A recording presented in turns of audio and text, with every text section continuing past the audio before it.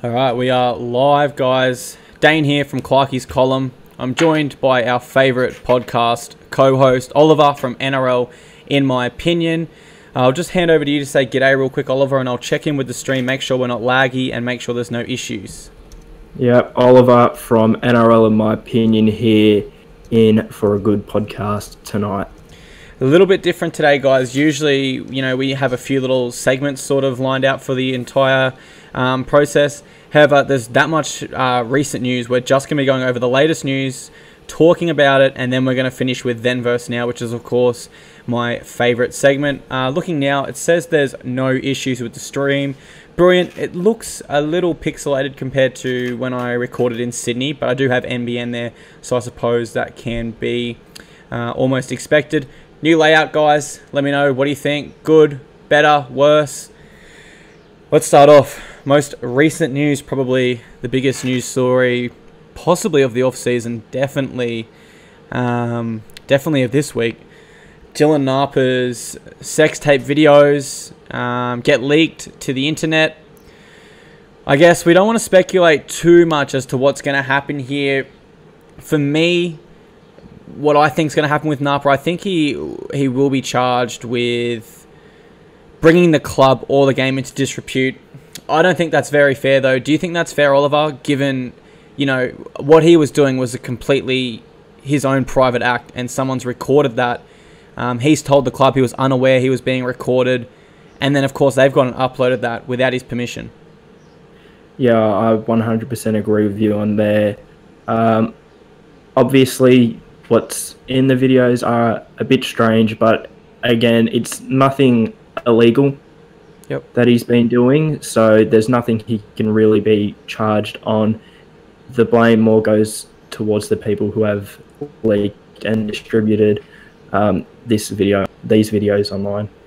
Absolutely agree. And obviously I do have a few sources now, and I received these videos much earlier than they hit the internet, and I just sat there all day with a sick feeling in my stomach, knowing it was only a matter of time before some,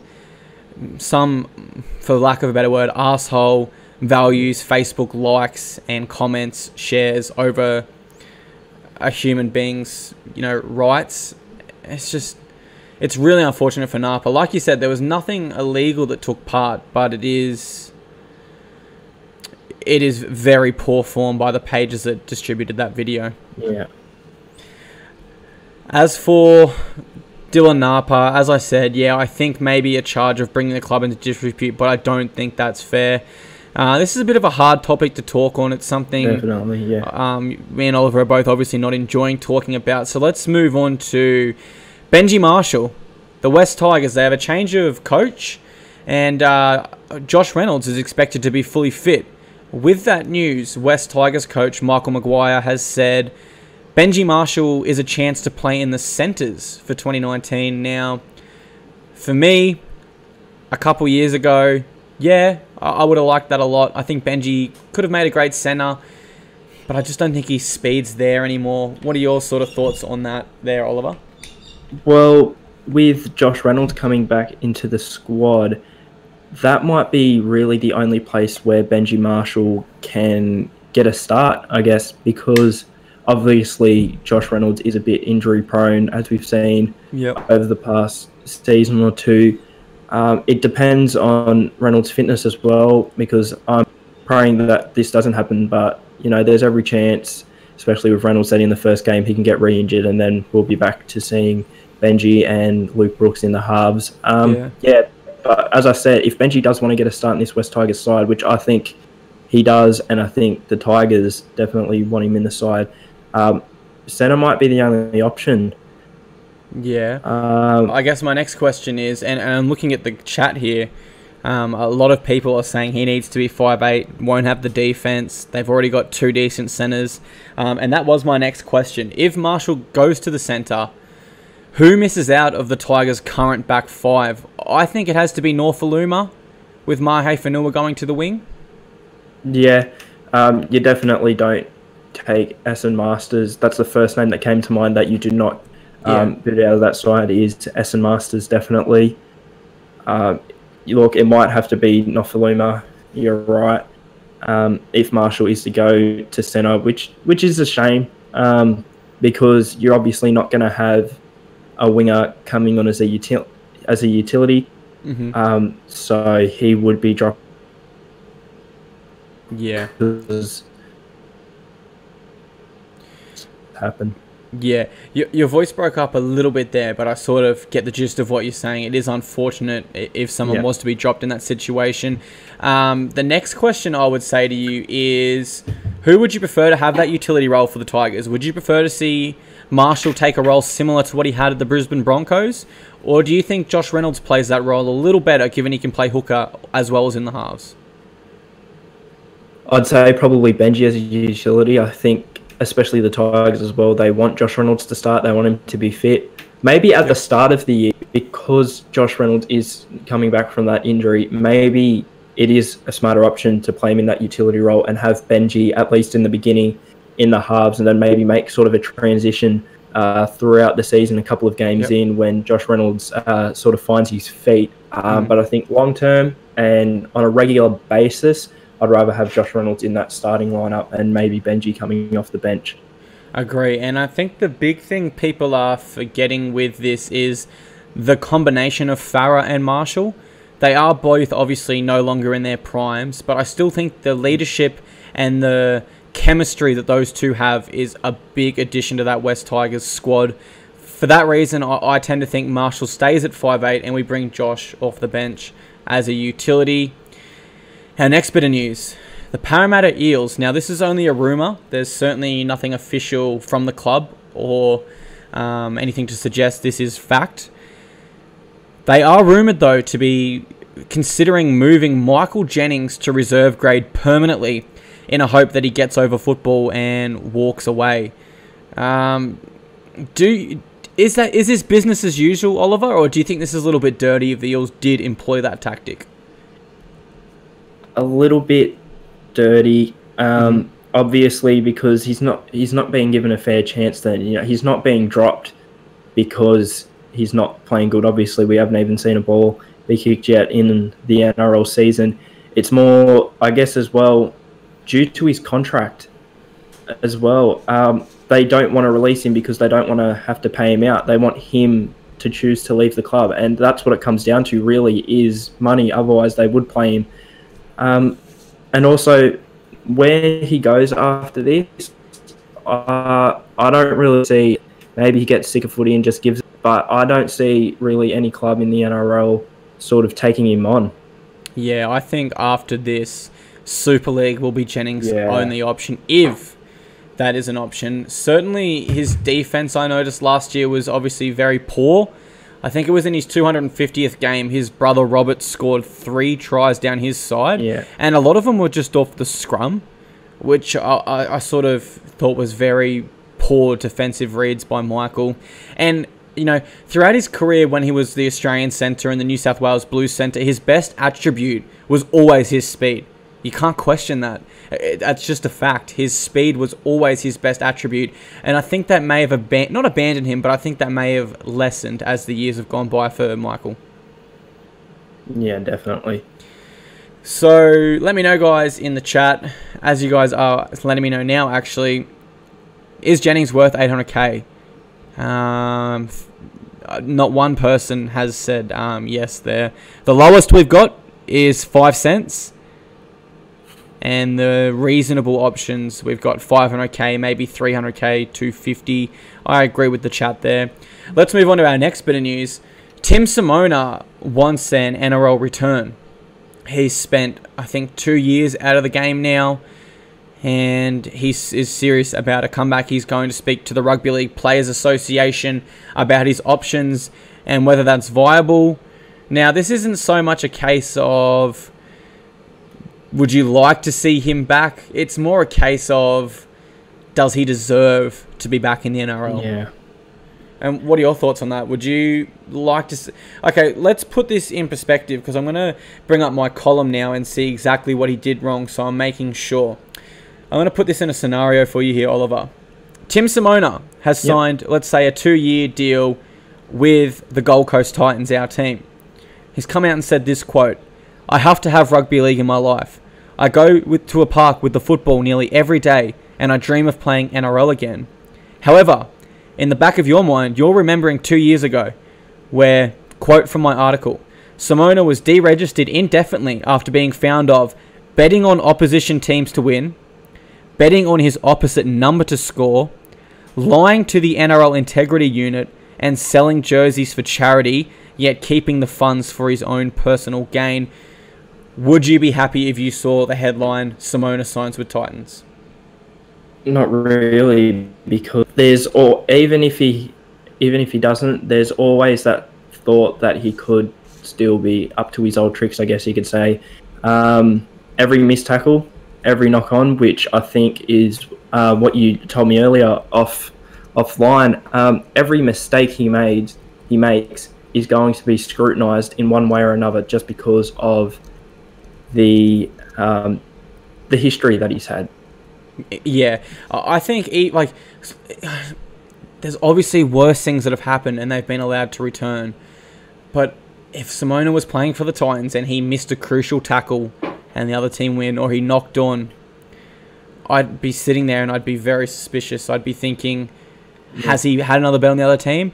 And I just think in professional sports, there's just some things you can't come back from. And I think once your integrity comes into question to that extent and that magnitude, I just don't see a way back for Tim Simona. Reserve grade? Maybe. Even then, you can bet on reserve grade these days. So I certainly think it's going to be very tough. But I do acknowledge others have been able to come back from a lesser sort of crime or whatever you'd like to word that. Yeah. But we're both on the same page. If he signed for our club, we wouldn't necessarily be happy. No. All right, awesome. Let's move on to the Newcastle Knights training camp with the New South Wales Police Force. Now, this saw 2 players from their younger squads hospitalised. Now, when I put this column up, the comments were very mixed. Half were on the side where, that's just pushing them to their limits. This is a human body. They're capable of this. This is normal for pre-season. There's nothing wrong with this. And then the other half is saying, this is downright wrong. Where's the player management? You should not have players hospitalised from a training session. And I guess I want to ask you, Oliver, which side of the fence do you sit on for this argument? There's definitely a limit, and I think if 2 players have been hospitalised, you've got to go back and look sort of at the training methods.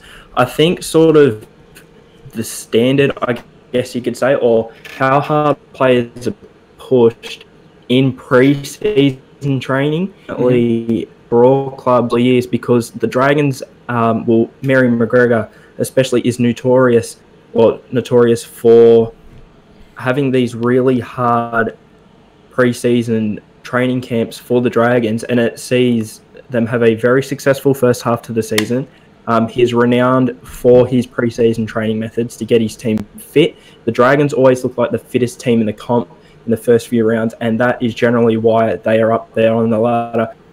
So I think a lot of time now they're trying to think, what ways can we try to make our squad the fittest out of the rest of the clubs, and try and emulate what the Dragons have done in the past few seasons, and at least sort of get ahead of everyone else in the first few rounds. What you're saying makes a lot of sense as well, given the Newcastle Knights' depth.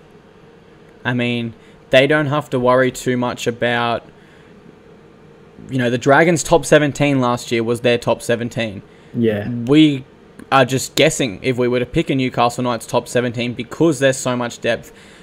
Player burnout won't be so much of an issue for them.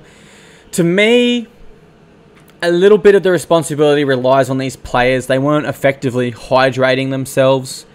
And I guess the club is sort of at fault for that also, but you have to, at some stage... See, as you guys know, I'm in the Navy, so I have done some levels of tough training like that. I wouldn't say I've done anything on that magnitude, however. But But you certainly know when you're starting to get dehydrated, and maybe it was a case of these players wanting to push harder to impress the Kalen Pongers, to impress the David Clemmers and Mitchell Pearces of the squad. We just don't know. Hey, Oliver, have you got a light or anything for your computer? You're really dark. Yeah, I haven't got the light on in the room. I'll go on and turn it on. I just didn't want to sort of get up during the... Beautiful.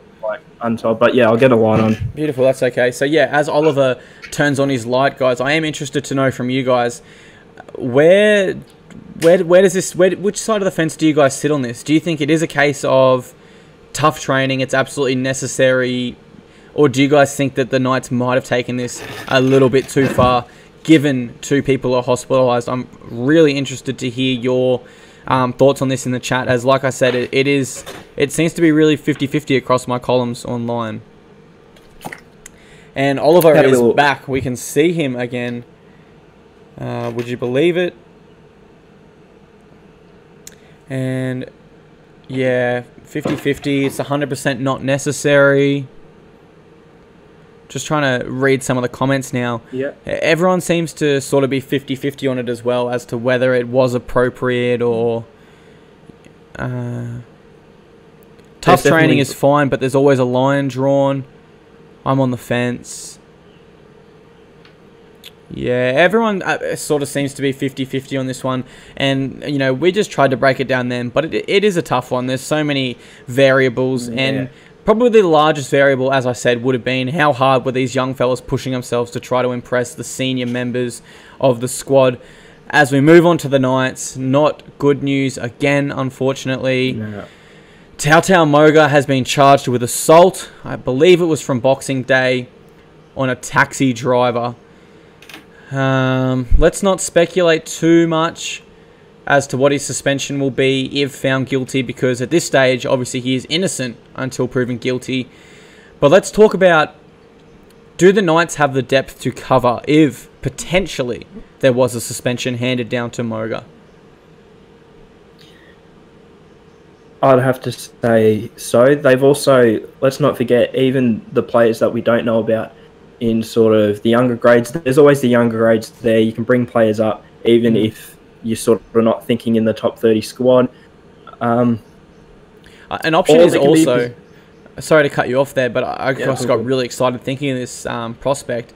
Bradman Best, obviously an Australian schoolboy, turns 18 halfway through the year. Is he ready for NRL? Maybe not. Being 17-year-olds, will they trial him in reserve grade? Possibly. And, I mean, if he's playing well there, I think he is a big chance to step up, but... Outside of that, I suppose, Hymel Hunt, Nathan Ross, they do have a couple options there. Of those options, who would you most like to see? I'd sort of like to see Hymel Hunt get a chance, because they have obviously just signed him, and, you know, he's got first grade experience. I don't necessarily, of course, depth is good, but I don't think they've necessarily signed him to see him sit in reserve grade for too long. I think, you know, Newcastle are a team that wants to give players a crack, and, you know, even though it's an unfortunate situation, it'd be a great way to see Hymel Hunt play in a squad with the likes of Mitchell Pearce, Watson, Ponga. Yep. Yeah. I think my favourite... you know, sort of go-to here for the Knights, and this is a little bit biased because I am a big Ross Dog fan. I wouldn't be against just shifting Ross into centre and bringing Edric Lee onto the wing there, and then obviously Jesse Ramian and Sean Kenny-Dowell would make up the other side of the field. I like that as well. I don't think if he is suspended it will affect the Knights too much. He is a quality centre, but like we just spoke about, they have great depth. I did have one more question, and it's just left my mind. It's just come back. All right. 4 ACLs Tautau Moga has had. Do you think the Knights are inclined, given Jacob Saifiti was assaulted himself, but just because he was out that late at night and brought the club into a little bit of disrepute with the articles that followed, he was subsequently fined 50% of his annual salary. It was later reduced to 25%. And keep in mind, he didn't assault anyone. He was assaulted himself. Does this spell the end to Tautau Moga at the Newcastle Knights? Given, I mean, if we're talking about this strictly away from footy, Where are the Knights? We're a business. Hey, this guy's had 4 ACL injuries. Hey, we've set the precedence this high for was assaulted. Hey, this guy's actually assaulted someone. Let's get rid of him. Do you think the Knights might go down that path, or do you think they'll try to hang on to Tau Tau? They could. I think they'll try and... It's weird. They'll try and hang on. I don't know, man. Well, it's a definite possibility, but again, he's literally just been signed to the club, and he's signing. I think they might try and give him a second club, but I'll just have to stop you there, man. The NRL isn't taking action. I'll just pause you, man. My connection went really poor then. I think someone might have changed episodes on Netflix. Sorry, the internet sucks here, guys. It's something we just sort of have to make do with. And it's still, as I can see down the bottom here, very slow at the moment. Looks to be green now. Have you got me loud and clear, Oliver?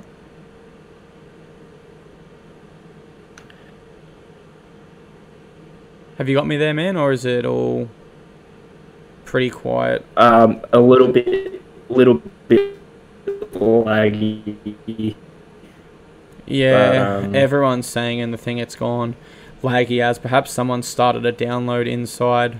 The only option I have is to quickly change my internet, but I don't know if that will fix it. It looks to have gone back green now. I'm hoping it's moved on.